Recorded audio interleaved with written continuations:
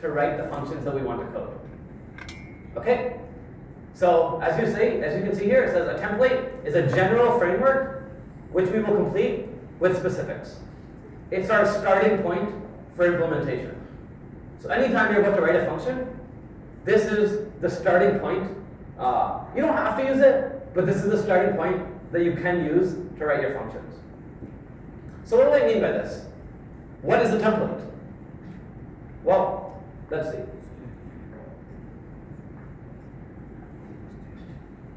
Actually, let's just look at the example on the slides, and then I'll do one by myself after. Okay, so let's see an example. So I guess we do need to first look at the structure that they defined. So where is it?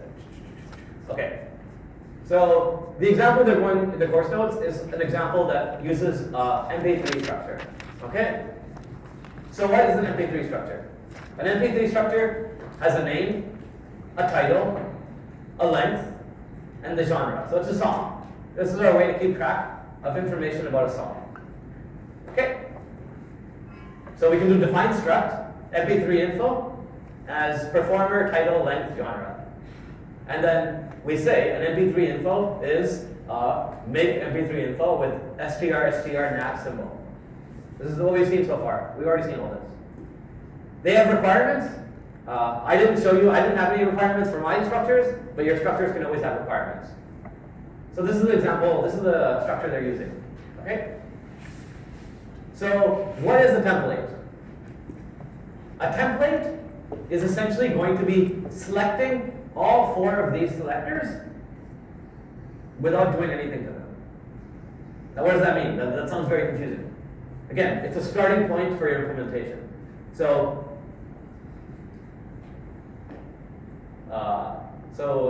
going forward, wait, where are we? Yeah. Am I going too far forward? I'm going way too far forward.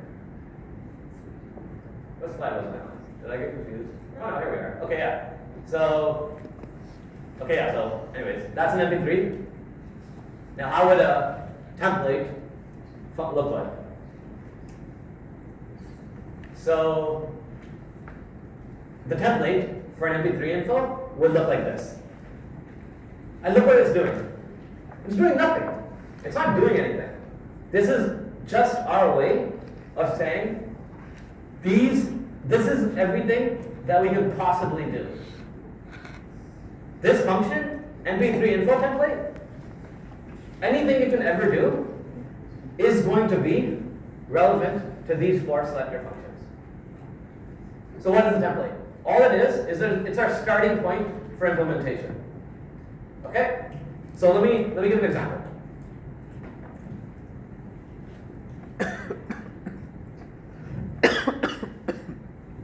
So up here, we had a function called highest grade that consumed a student and produced the name of the course with the highest grade. Okay? So,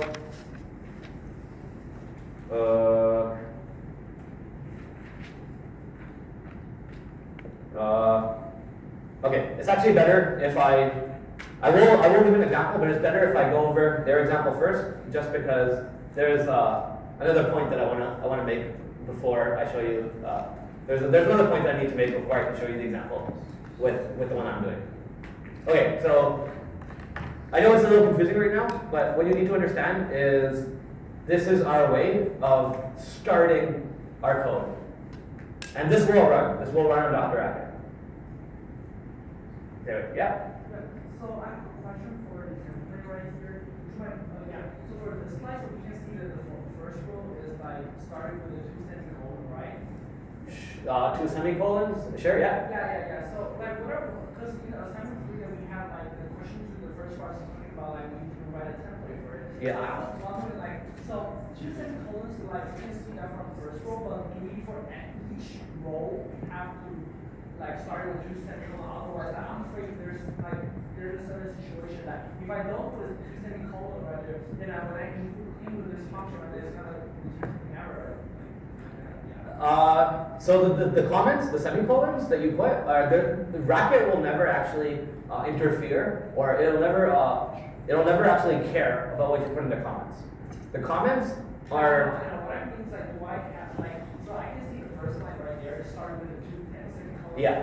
So, but the rest of the post doesn't have the same colon and follow Yeah. like each line. So like, I was wondering, do I have to do the same colon or I don't? So yeah, that's a good question. The question was, for these subsequent lines, do you need a semicolon for defining your templates? Yeah, because like when I do my sign-up person. I'm actually not too sure what the answer to that is. I will check with my ISA and check with the pros. There's a chance that do you know if you need semicolons for the actual definition of your templates, or can they just go like that? If you need to comment out that definition? The template, yeah, like this whole thing. Yeah, no, it does not need to be commented out. As Yeah. long as you never try to call MP3 input templates, it's not actually a function, it won't be a problem on Racket.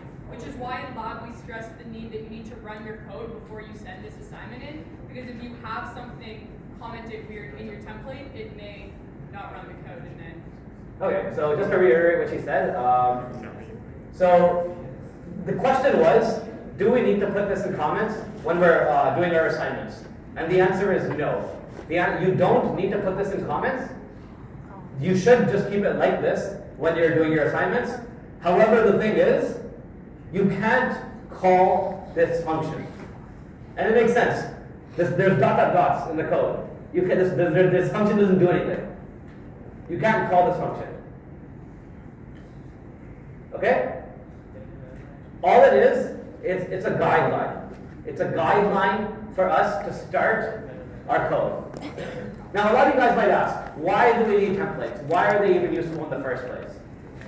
Right now, they don't seem that useful, but trust me, when we get to lists, you will see why templates are useful. Because right now, you guys don't need guidelines to start your functions. You guys can just code your functions without any guidelines. But trust me, once you get to assignment, or once you get to module 5, you will need guidelines on how to start your functions. And right now, you're just like, oh, what the hell? Like, this is just all the selectors, and I'm going to be calling some of these selectors whenever I close my function. And it's true. You're going to be calling some of these functions, not all of them, in any code that you write that's related to an MP3 info. But when we get to lists, having the guideline will be very important. Okay? So, let me see. Okay. Since I don't think I did a good job of explaining templates, let's see how many of you guys get this question right. And if a lot of you guys get it wrong, I'm just not going to count it. So, try to get it right. But let's just say if 50% of the class gets it wrong, I'm not going to count it. So, that actually gives you incentive to try to get it right. Because this will be my way of figuring out whether I explain templates well or not.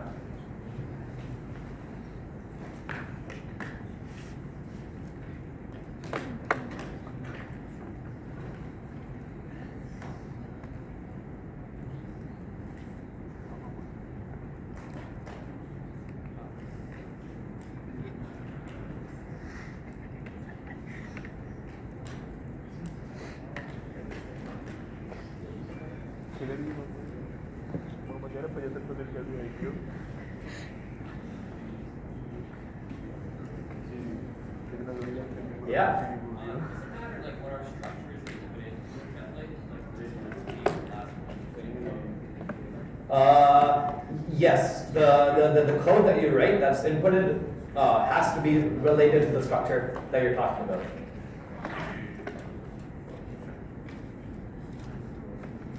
I'll give you guys 50 seconds. So remember, if half of you guys get this right, then sucks for the other half. Only if over half you guys get it wrong will I give everyone the mark.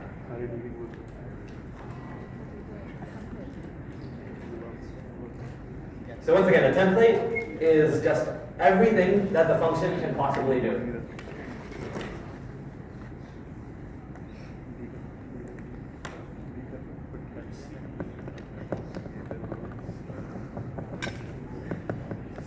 everything that the function can possibly do. 10 seconds.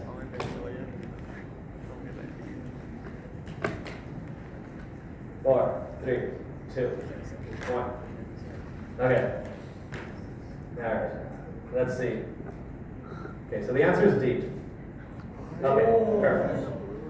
Sucks for 5 of you guys. So I actually found out, it's kind of interesting. I found out that like these bigger questions, although they give me bigger questions that I can show you guys, I don't actually have to show you guys these bigger questions. I can just show you whatever I want. And the clear question could literally be like, who's the best professor? And then one of them could be like Wasif. And then if you don't answer that, I could just be like, you're wrong. And I could do that. I actually have the flexibility to do that. And so I'm going to be much more free with my clicker questions from now on. But yeah, the reason it's D is because, again, a template is just everything that the function can possibly do. And everything this function can possibly do is called posen 3D-x, posen 3D-y, and posen 3D-z. It can do other stuff, but as far as an MP3 info, or as far as a posen 3D structure is concerned, these are the only things that are related to a posen 3D structure. Okay? So again, why is this useful? Because it gives us a starting point for how we code our functions. Up till now, you guys didn't need starting points. You didn't care about what the starting point of how to code was. You just knew how to code the entire function. But once we get into lists, you're not going to have any idea on where to start. And so it's going to be very useful to have some dots and some template for your code. Yeah? You say the template shows us everything the function can do. Which function? Because like there's a structure and there's posen 3D template which doesn't actually do anything. Sorry, not relevant to a function, relevant to a structure. So functions that consume a structure, it's only the operations that are specific to that structure. So if a function consumes a structure, the template shows you what the structure can give you. What the structure, it shows you what functions you can possibly call related to that structure. So it's just on the slide. Exactly. Oh. Yeah, exactly. Yeah. It's as simple as it is. It's just all the select functions. Okay? With like the fancy dot notation. Okay? Yeah, so the rest of the stuff I've pretty much covered on this. Yeah, I've pretty much covered all of this. Okay.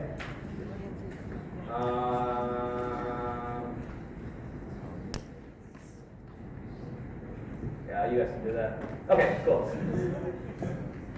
Okay, so let's just go briefly over everything that this module covers. Because although I skipped over a lot of the slides, we have gone over everything this module covers. Let's just make sure we're all on the same page. So first, we should know what a structure is. We definitely should know what a structure is, because that's what this whole module is on. We should know what a field is. Oh, they do use the word field. Okay, apparently they use the word field. A field is just the arguments within any structure. So we have student, we have name, age, gender. Those are all the fields for your structure. Okay? Constructor, selector, predicate. We should know what these three functions are. These are the functions that come with the structure. We should know what dynamic and static typing is. So again, static typing is when your contract doesn't have the any of.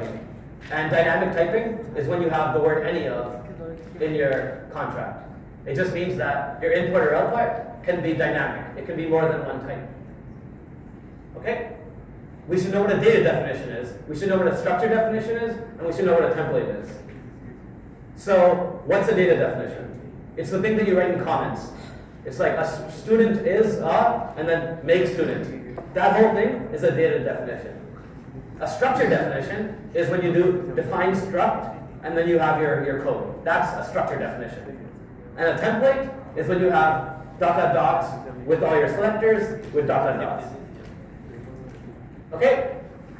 We've also seen posins. We've seen how we can write functions that consume posins, how we produce posins, and you've also seen how we can write new data types using structures.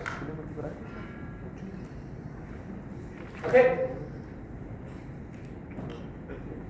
Yeah, and this is all the same. Okay, guys. Okay, it is time. It is officially time. It's time to get into the hard stuff. So, Module 5 is very much going to be a good indicator of whether or not you're going to pass this course or not. Just straight up, I'm going to be completely honest with you. If you can understand this module well, you have a very good chance of doing well in this course. And if you don't understand this module, well, just try your best to understand the module. Let's just keep it at that. Okay. Okay. I don't think I'm ready for this actually. Holy shit. Okay. All right. Sorry, I'm like a little insecure about this because it took me over a year to learn this when I first got taught it. And so I know when I was like preparing to be a lecturer for this course, I was like very, very interested in making sure I taught this well.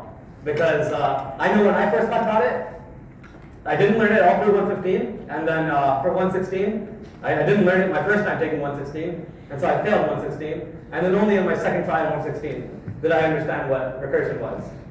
And if I just paid attention in this module on these slides, I would have been able to know it. But I probably also had a bad professor, so you know that helps, that contributes. Okay, are you guys ready? Are you guys ready to understand what a list is?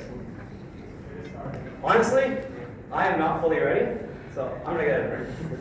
So give me 5 minutes.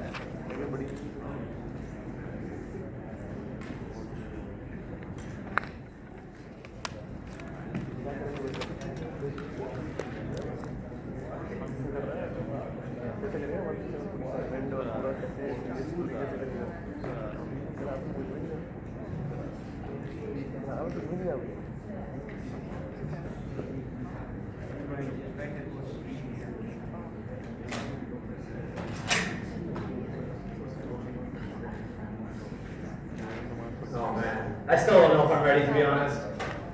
Let's do the next All right, okay. Okay.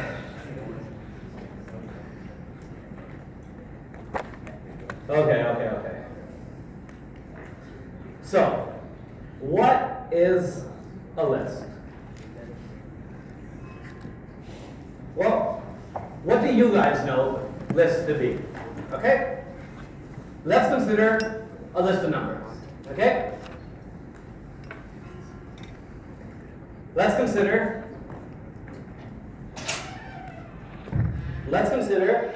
a list of, let's just say 5 numbers. Okay? We're going to say, let's list 5 numbers. So let's say 5, 7, 10, 8, 4. Okay? These are 5 numbers. Now, just like structures, a list, well, okay, so a structure was not a data type. Structures allowed us to define data types. A list is a data type. Okay? What type of data, what does it do? What is the point of having a list? The point of having a list, well, if you guys recall our student structure, we had a student that took in, or the fields were a name, an age, and then we had course 1 and course 2. What if we wanted course 3 and course 4? What if we wanted course 5 and course 6? What if we wanted an n amount of courses? Okay? Up till now, we've only ever been able to define a finite amount of stuff. We've done like student 1, student 2, student 3. We've never been able to say n students, just some amount of students. With lists, we're able to define an arbitrary amount of stuff. Okay?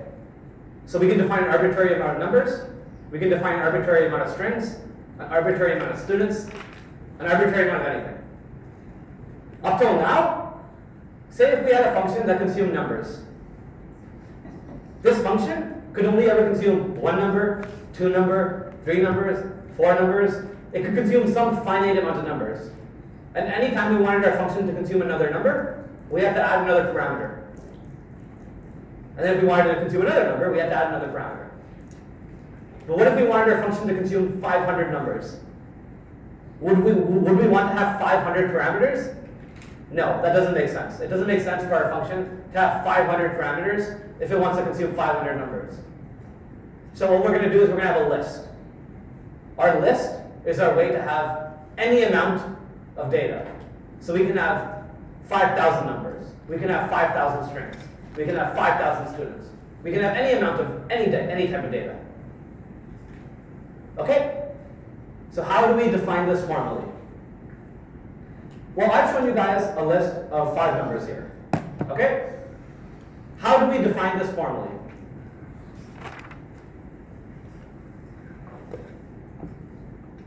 Well, what is a list? Well, first let's understand how a list actually looks like. Okay?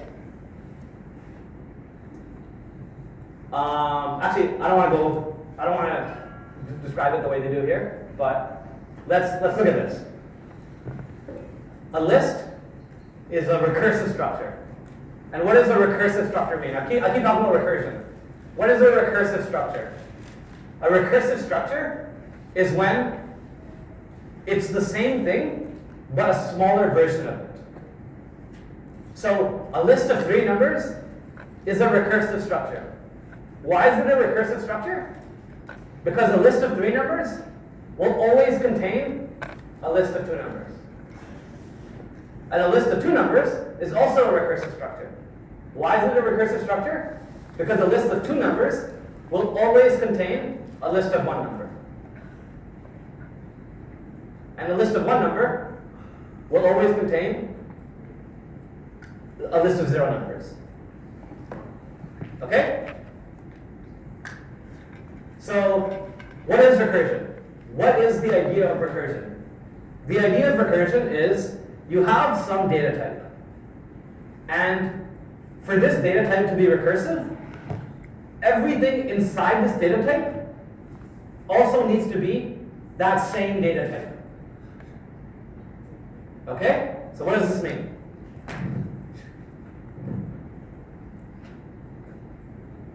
Well, so what does this mean? What does this all mean? The reason this is a recursive structure is because it's a list of 5 elements.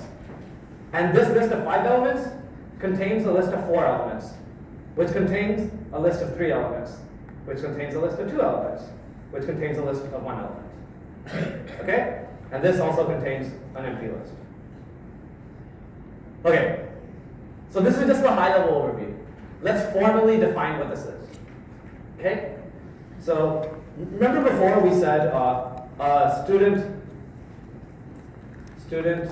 is and then we did like make we did stuff like this, right? We're going to do something very similar. We're going to say list is either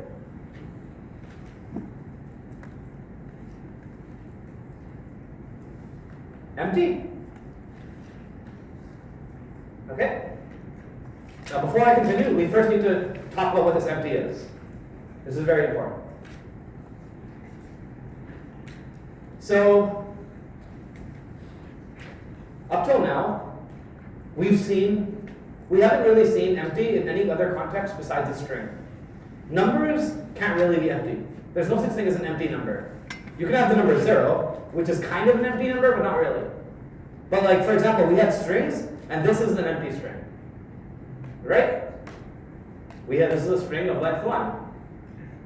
this is an empty string. Okay? Lists, there is something called the word empty. Okay? And this word empty returns an empty list. Okay? So empty is a list with nothing in it. Okay? There's a list with nothing in it. Okay?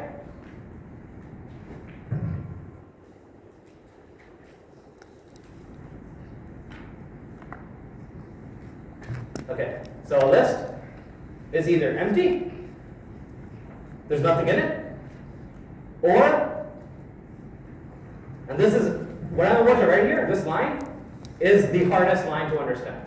If you can understand this line, you can understand the majority of the course. Are you ready? Are you ready for the line? This is the line.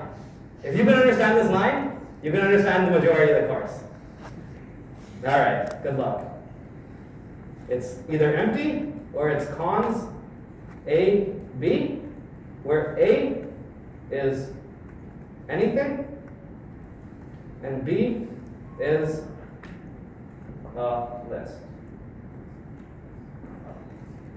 And what is a list? A list is right here.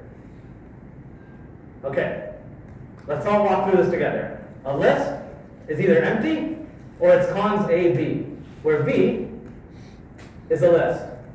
And a list is either empty or it's cons A, B, where B is a list.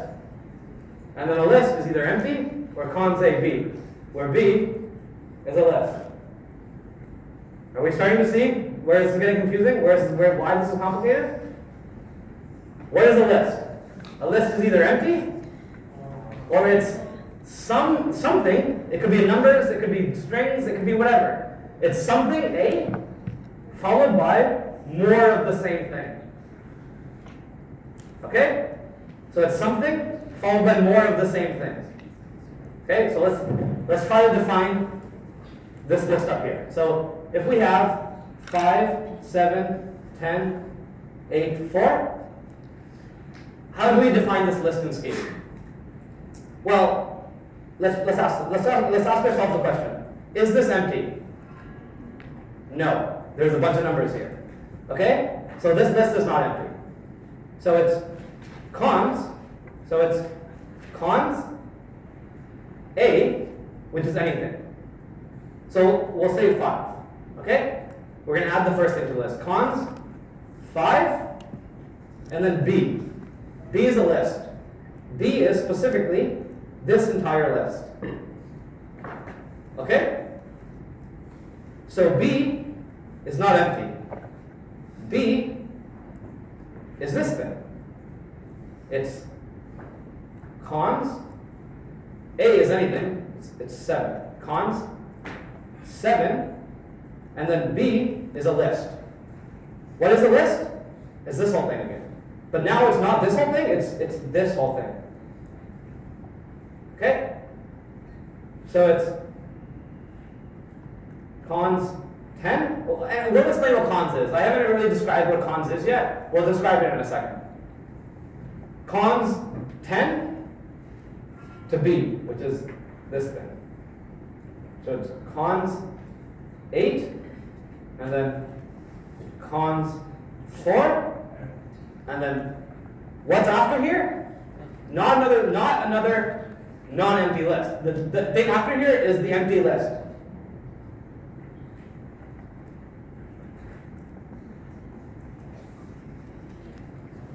Okay? So this is how we define a list.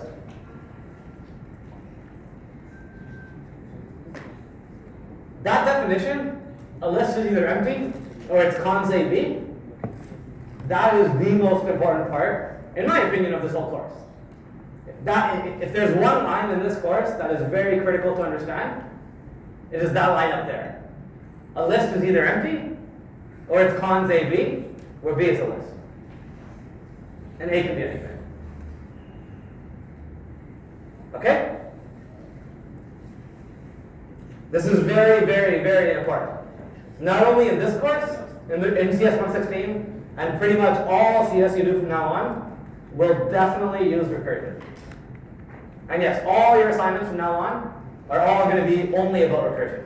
The only topic we're talking about now on, for the rest of the course, is recursion. This is the most basic kind of recursion. We're just going to get into more and more complicated kinds of recursion.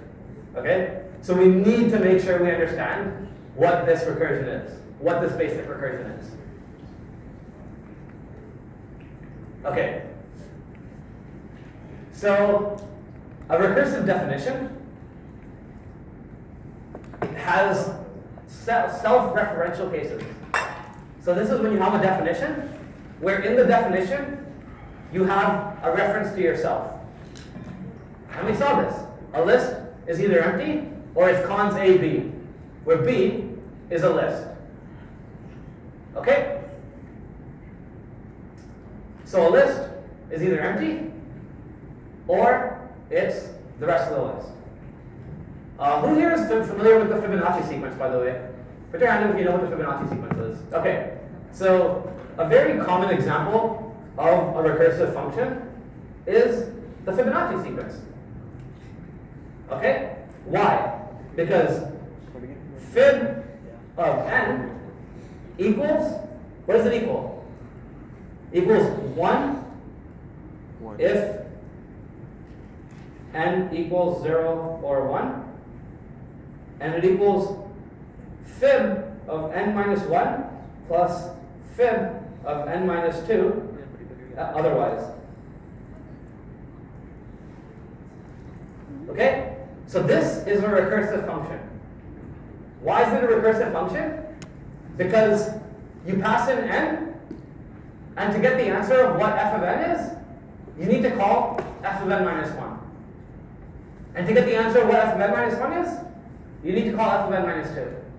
And you need to keep doing this over and over and over again until you get to a base case. Okay?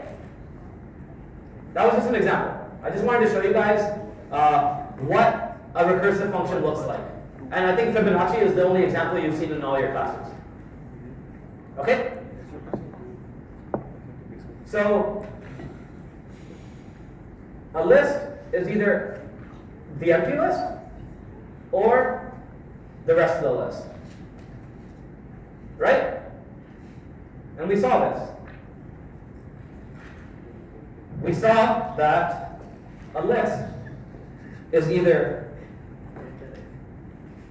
a list has something followed by a smaller version of that thing. Notice how B